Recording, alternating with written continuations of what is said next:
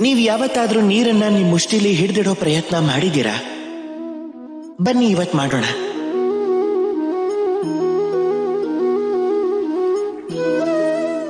ನೀವೇನಾದ್ರೂ ಮುಷ್ಟಿಯನ್ನ ಗಟ್ಟಿಯಾಗಿ ಮುಚ್ಚಿಟ್ಕೊಂಡ್ರೆ ಆಗ ನೀರು ನಿಲ್ಲೋದಿಲ್ಲ. ಆದ್ರೆ ನೀವು ಅದನ್ನ ಹೀಗೆ ಹರಿಯೋದಕ್ಕೆ ಬಿಟ್ಬಿಟ್ರೆ ಆಗದು ತನ್ನ ದಾರಿನ ತಾನೇ ಮಾಡ್ಕೊಳ್ಳುತ್ತೆ. ಹಾಗೆ ನಿಮ್ಮ ಅಂಗೈಯಲ್ಲೂ ನಿಲ್ಲುತ್ತೆ. ಜೀವನ ಕೂಡ ಇದೇ ರೀತಿ ಇರುತ್ತೆ, ನೀರಿನ ಹಾಗೆ. ಈ ಜೀವನ ತನ್ನ ದಾರಿನ ತಾನೇ ಮಾಡ್ಕೊಳ್ಳುತ್ತೆ. ಪ್ರತಿಯೊಂದು ಸಮಸ್ಯೆಗೂ ತಾನೇ ಪರಿಹಾರ ತಿಳಿಸ್ಬಿಡುತ್ತೆ ಈ ಜೀವನ.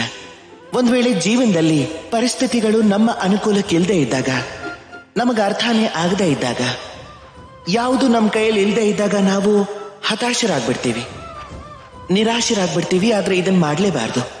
ಶಾಂತವಾಗಿ ಯೋಚನೆ ಮಾಡ್ಬೇಕಾಗತ್ತೆ ಈ ಜೀವನದಲ್ಲಿ ಏನ್ ನಡೀತಾ ಇದೆ ಅಂತ. ನೋವನ್ನ ಎಲ್ಲರೂ ಅನುಭವಿಸಿರ್ತಾರೆ. ನೋವಿನ ಸಮಯದಲ್ಲಿ ಕೋಪ ಮಾಡ್ಕೋತಾರೆ, ಕೋಪದಲ್ಲಿ ಆವೇಶಕ್ಕೊಳಗಾಗ್ತಾರೆ. ಇದನ್ನಂತೂ ಮಾಡಲೇಬಾರ್ದು. ಈ ಜೀವನ ನಮಗೆ ಏನ್ ಕಲಿಸ್ಬೇಕು ಅಂತಿದೆಯೋ ಅದನ್ನ ನಾವು ಅರ್ಥ ಮಾಡ್ಕೋಬೇಕಾಗತ್ತೆ. ಜೀವನ ಎಲ್ಲವನ್ನು ಕಲಿಸತ್ತೆ. ಆದ್ರೆ ನೆನಪಿಟ್ಕೊಳ್ಳಿ,